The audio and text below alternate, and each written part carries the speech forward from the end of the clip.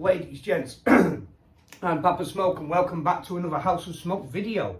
Okay, so today's video is on Poppets, the principles of Poppets, how to target Poppets and what we would do with them, yeah? As well as discussing a couple of little fallacies, yeah?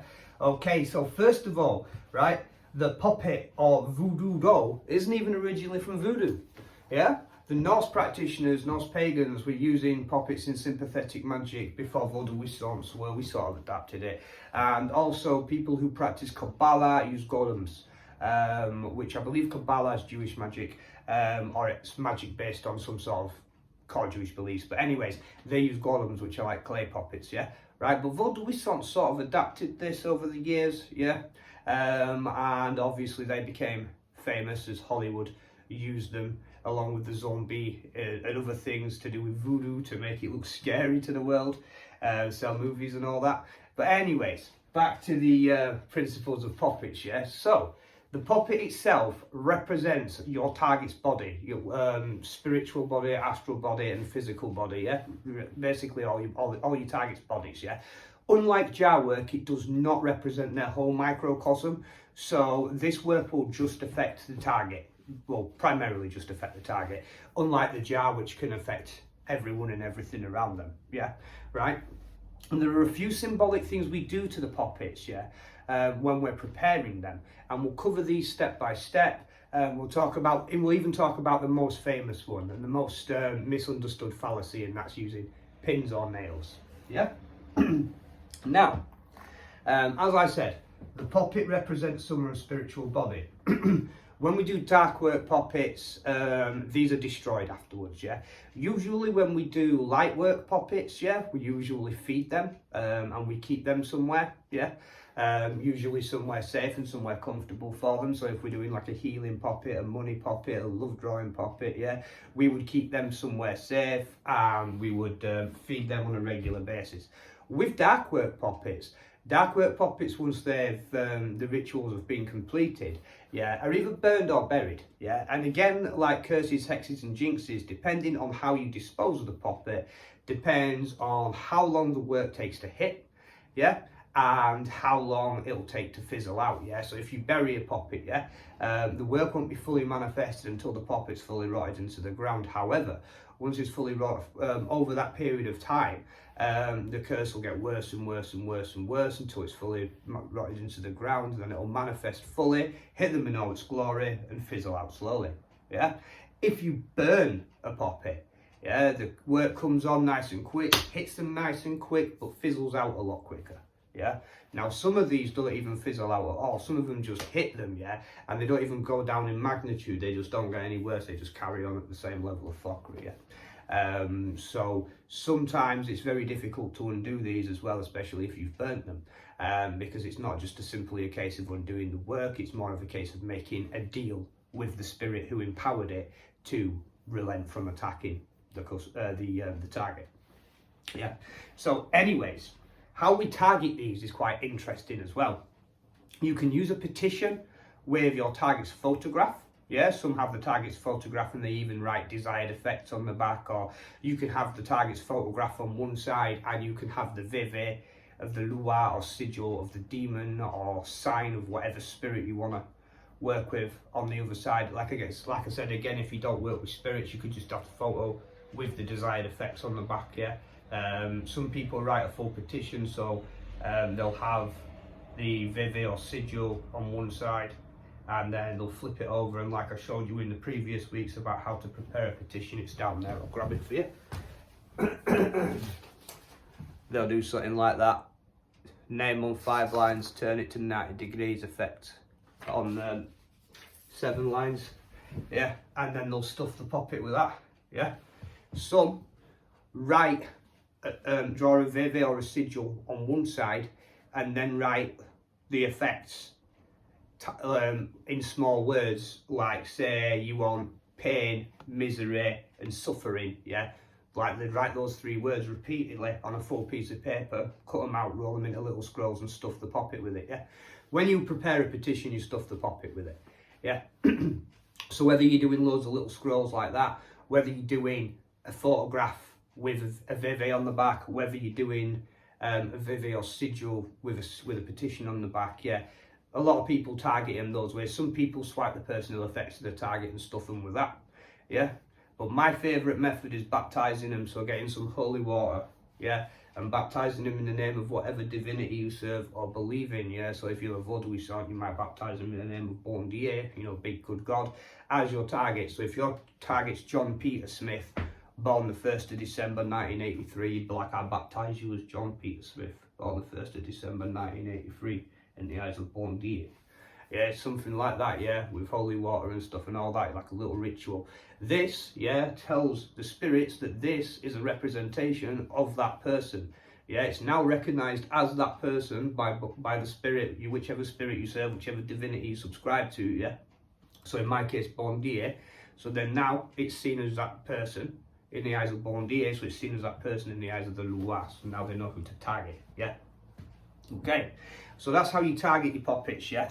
And how you dispose of them. And poppets can be stuffed with a number of things. So in positive workings, in healing works to be stuffed with healing stuff, in money works to be stuffed with money stuff. These are all different colours as well. In love drawing works to be stuffed with love stuff, yeah. So like you might have for love drawing a pink poppet stuffed with rosemary, lavender, cinnamon. With the money one, you might have a green poppet stuffed with, you know, patchouli, parsley, cinnamon again, it's pretty good for money too. And with the healing one, depending on what you're healing, whether it's physical, emotional, spiritual, depending on what you stuff it with, and it's usually yellow. Yeah, but today we're doing a black one. Black ones can be for protection, but this one is an example for dark work, yeah. So now we're going to cover one of the most popular fallacies in poppets, pins and nails, yeah. Because there's a good fallacy that's been going about for years, yeah, that if you stick a pin or a nail in a poppet, yeah, that person will be afflicted. So like maybe if I put it in the eyes, I'll go blind physically. If I put it in the heart, I might have heart problems. Well, this is metaphorically true, but physically false, yeah, because they're symbolic. For example, when we put pins in the eyes of the poppets, yeah, what we're doing is spiritually blinding them. Yeah, so what this does, yeah, what I mean by this is they're unable to see who has cursed them in this way, yeah. They won't be able to see through divination, they won't be able to sense it, they won't be able to intuit it, they won't get any warnings, the guides, guardians, none of that will be able to tell them who has cursed them, yeah. Spiritually blinding them. It doesn't physically blind them, it doesn't mean they're going to lose their eyesight, yeah, right. So that's one of the instances we would put pins in a poppet. And we'd also put a pin in the heart. You see, the heart is the healing centre of the spiritual body, yeah? Whether you believe in chakras or not, I know in the heart chakra, the green chakra is the healing centre of the body, yeah? But whether the system you work subscribes to chakras or not, in Vodou we still recognise the heart as something to do, as a key thing to do with the healing, and indeed the healing centre of the body. Why do we attack the healing centre of the body? Because we don't want them to recover from this easily, if at all, yeah? And they're the only occasions as Vodou saints, we put pins or nails in poppets, yeah? To blind them to the attack so they can't see it coming, yeah? And to damage the healing centre so they can't recover from it, yeah? Now the next thing we do with these poppets, yeah, is we bind them. So we bind their neck, yeah? We bind their arms, yeah, and we bind their legs. Now, do you remember the freezer jar spell when I was saying we bind with red cord because it's a Martian colour? It's colour of war, it's a Martian colour, and it's one of the strongest binding cords we get. Well, that's what we do to these poppets, yeah? So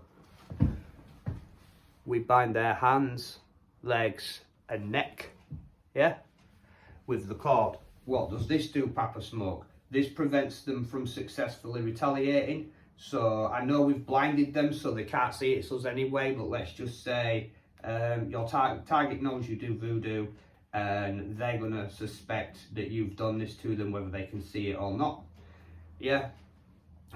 So they might want to retaliate. This will prevent them from being able to do it successfully. Their hands are tied. They cannot retaliate to this attack because they are now bound. They're spiritually tied up. yeah? And it doesn't just mean that they can't retaliate as well, yeah? When we do this, we also astrally bind them, yeah, which means their ability to manifest anything, to cast anything, to throw curses, to do anything of a spiritual nature at all is severely hampered. So it should look something like this when it's done. Nail in the heart, one in each eye, yeah, and bound with red cord. Yeah, so this Poppet's now baptised as the target, yeah. It's been spiritually blinded so it can't see the attack. It's had a nail in its healing centre so it can't recover. And it's been binded, yeah, so it can't retaliate, but also so it's now magically impotent, yeah. Now, a lot of people know me and know my reputation as Papa Smoke, and they know like 20 odd people have tried to death curse me at once. Between doing this to sorcerers so that they're magically impotent, yeah, and my mojo mirror, that's why I'm still standing. And that's why a lot of the people that go after me don't get any manifestations. Truth is, they probably used to, till they got bound. Anyway, moving on from that. What do we do after this? Because all we've done is blind them at this point, stop them healing and bind them, yeah? Where does the curse part come in? Well, if you prepared your petition earlier in the little scrolls, yeah, with the desired effects, that's where the curse part comes in at that point. However, now what we would do, yeah, is we'd get a tray, like a baking tray, and we'd get a black towel or a black velvet, like sheet, yeah? And we would sit the Poppet in the tray, and over 7 days we would add wall water to the tray each day, yeah? In the tray you can put things like broken glass, you can put nails, you can put razor blades. I like to put all of that in there. I put doom oil in there, and I put a few other hot spicy things in there to make it an extremely vicious recipe. I also get another few oils from one of my suppliers, which is Grey Hedge Apothecary. I'm not going to mention them all on this camera. Basically, there's a lot of oils and things that go into there. There's at least 5 different spiritual oils that go into there. And then there's a lot of herbs and spices that go into there, as well as like broken glass, razor blades, rusty nails, all symbolic of causing harm, yeah? And we also use wall water. So day 1, we sit the Poppet in the pan with just a little bit of wall water covering the feet. Day 2, we add some more wall water and we push the Poppet in. Day 3, add some more. Day 4, 5, 6, and it's fully submerged on day 6. Yeah, right. Now, each day, when we sit it, the first day when we put it in the pan, when it's sat upright, yeah, then what you do is you verbally abuse it. Yeah, so you conjure up all the nastiness, all the hate, all the anger you have inside you, yeah, and you go on a tirade, you rant, you abuse it, you swear at it, you cuss at it, you spit on it, all sorts of stuff like that, yeah, right? Don't get it out of the pan and beat it up though, because remember it's sat in a bunch of cursed goodness, yeah, so don't be getting out of the pan and beating it up, yeah. Just give it verbal abuse, like really bad, like what you would say to your bully or your worst enemy, like absolutely scream at them, or the person that wronged you the most, yeah, absolutely scream at it, let all of your negative energy out on it, you know, and once you've done that, yeah, cover it with the black velvet cloth quickly, yeah, because we're going to do this over days and it's going to build up quite a negative force and a negative like sort of spiritual presence within the Poppet, so we need to cover it with the black velvet so we don't infest the surroundings, yeah. So again, day 2, push it a bit further in the wall water, rinse, repeat with the abuse and that, yeah. Day 3, and then just carry on doing that each day for 6 days. Now on the 7th day, we take out the Poppet, yeah, and we then bury it or burn it. If you're burying it, fine. If you're burning it, you will need gasoline, so in England we call that petrol, to get the fire started, because it'll be soaking in warm water, absolutely soaking in warm water, and it'll be very difficult to start the fire otherwise. Now, what I like to do as well is I like to have a black 7-day candle on the burn, on the altar with the mix, yeah, so that each day it's getting fed heat and light and giving it more energy, more energy, more energy.